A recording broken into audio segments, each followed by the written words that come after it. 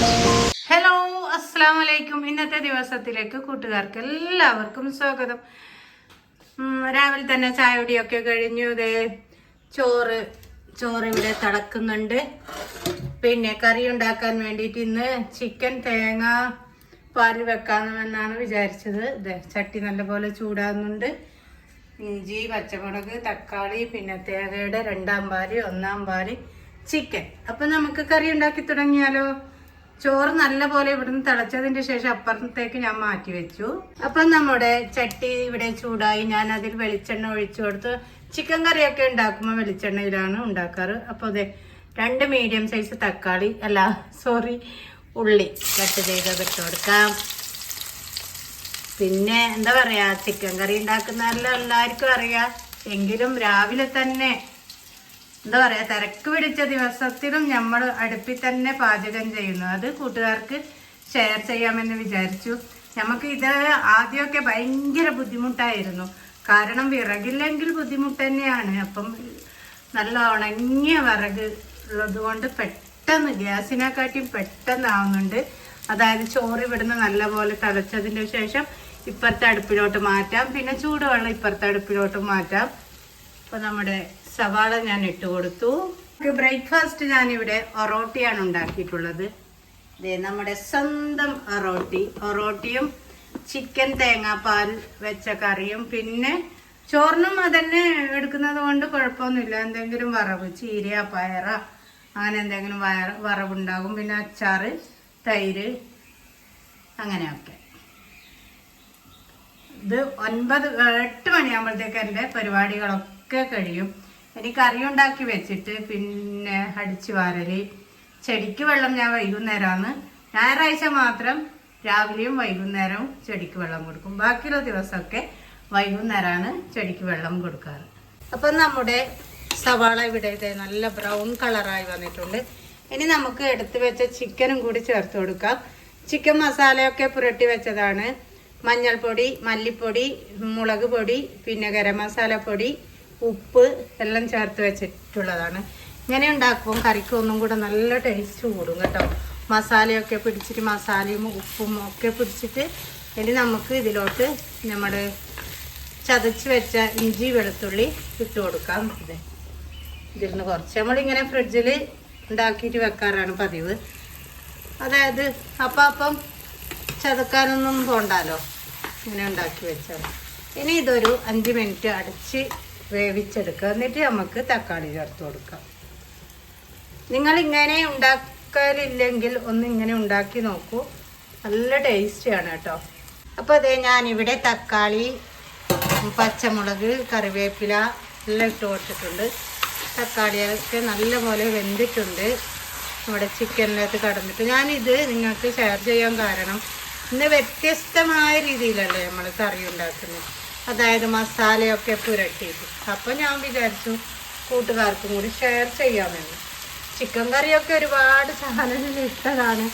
അതുമല്ല എല്ലാവർക്കും അറിയാവുന്നതല്ലേ. ഇനി നമുക്ക് തേങ്ങാപ്പാലിൻ്റെ 2-ാം പാൽ ചേർത്ത് കൊടുക്കാം. ഒരു തുള്ളി വെള്ളം പോലും ചേർക്കുന്നില്ല, സാധാ വെള്ളം ചേർക്കുന്നില്ല കേട്ടോ. തേങ്ങാപ്പാലിൻ്റെ 2-ാം പാലിൽ കിടന്നിട്ട് നല്ലോണം വേവട്ടെ. എന്നിട്ട് നമുക്ക് 1-ാം പാൽ ചേർത്ത് കൊടുക്കാം. ഇവിടെ കിടന്നിട്ട് നല്ലപോലെ വേവട്ടെ. അതിന് ഞാൻ നമ്മുടെ മാറ്റി നട്ട അടീനിയില്ലേ, അത് നിങ്ങൾക്ക് കാട്ടിത്തരാം.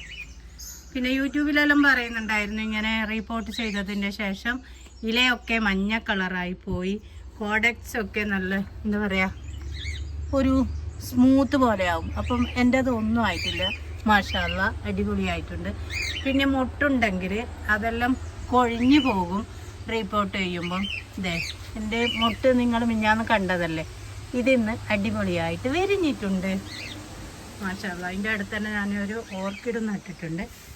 പിന്നെ നമ്മുടെ വയലറ്റ് റോസ് കണ്ടില്ലേ, ഇതെല്ലാം കണ്ടതാണ്. എങ്കിലും ഞാൻ വീണ്ടും കാണിച്ചു തരുന്നത് ഇവരെയൊക്കെ വളർച്ചയാണ്. ഇവിടെ ഫ്ലവർ വിരിഞ്ഞിട്ടുണ്ട്. പിന്നെ ഫിഷ് മക്കൾക്ക് കുറച്ച് ഫുഡും കൂടെ കൊടുത്തിട്ട് നമുക്ക് നേരെ കിച്ചണിലേക്ക് കയറാം വീണ്ടും. പിന്നെ എനിക്ക് പോവാൻ റെഡി ആവണം. ഇപ്പം 7:15 ടൈം. അപ്പോൾ അതെ ഫിഷുകൾക്ക് ഫുഡും കൂടെ കൊടുക്കാം.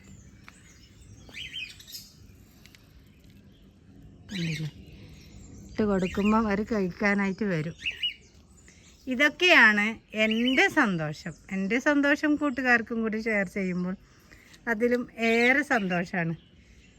എന്നെ ഇഷ്ടപ്പെടുന്ന കൂട്ടുകാർക്ക് കേട്ടോ. എന്തേ നിങ്ങൾക്ക് ഇന്നലെ വൈകുന്നേരമല്ലേ ഫുഡ് തന്നേ? ഇനി ഇന്ന് വൈകുന്നേരം. അപ്പോൾ ഇനി നേരെ കിച്ചണിലോട്ട് കയറിയിട്ട് ബാക്കിയുള്ള പരിപാടികളൊക്കെ കഴിച്ച് നമുക്ക് കാണാം. ലേശം പാത്രം കൂടിയുണ്ട്, അതും കൂടെ കഴുകി വെച്ച് പിന്നെ അടിച്ച് വാരി പിന്നെ നേരെ കുളിച്ച് പോകാൻ റെഡിയായി. അപ്പോഴേക്കും ചിക്കൻ കഴുകിയ വെള്ളം ഇരിപ്പുണ്ടായിരുന്നു. അത് ഞാൻ വിചാരിച്ചു നമ്മുടെ റോസിന് ഒഴിച്ചു കൊടുക്കുക. റോസിന് എന്നല്ല, ഏത് ചെടികൾക്കും പച്ചക്കറികൾക്കും ഇതുപോലെ മീൻ കഴുകിയത്, ഇറച്ചി കഴുകിയത് എല്ലാം ഒഴിച്ചു കൊടുക്കുമ്പോൾ നല്ല പൂവും നല്ല ഇലയും ആയിട്ട് കിട്ടും കേട്ടോ. ഇതുപോലെ ഇങ്ങനെ തെളിച്ച് കൊടുത്താൽ മതി. പിന്നെ അതെ ഞാൻ ബഡ് തൈ വാങ്ങിയ റോസിൻ്റെ കമ്പ് കുത്തി വെച്ചതാണ്. അതും ഒക്കെ നല്ലപോലെ പിടിച്ചിട്ടുണ്ട്. അങ്ങനെ പാത്രങ്ങളൊക്കെ കഴുകി സിങ്കെല്ലാം ക്ലീൻ ചെയ്തു. പിന്നെ ചോറും റെഡിയായി.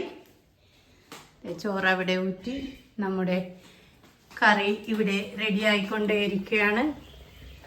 ഇനി 1-ാം പാലും കൂടി ചേർത്ത് കൊടുക്കണം. അപ്പോൾ ഞാൻ ബാക്കിയുള്ള പരിപാടി ഇനി അടിച്ചു വാരൽ. അപ്പം നമ്മുടെ ചിക്കൻ കറി, അതായത് തേങ്ങാപ്പാലിൽ വെച്ച ചിക്കൻ കറി ഇവിടെ റെഡി ആയിട്ടുണ്ട്.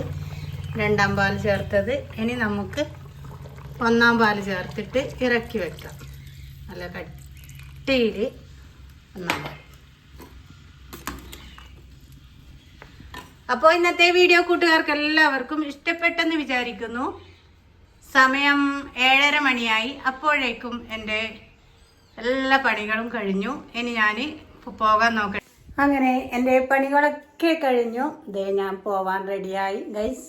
അപ്പോൾ ഇന്നത്തെ വീഡിയോ കൂട്ടുകാർക്ക് എല്ലാവർക്കും ഇഷ്ടപ്പെടുവാണെങ്കിൽ തീർച്ചയായും ലൈക്ക് ചെയ്യുക, ഷെയർ ചെയ്യുക, ഒപ്പം ചാനലൊന്ന് സബ്സ്ക്രൈബ് ചെയ്ത് സപ്പോർട്ട് ചെയ്യാൻ മറക്കല്ലേ.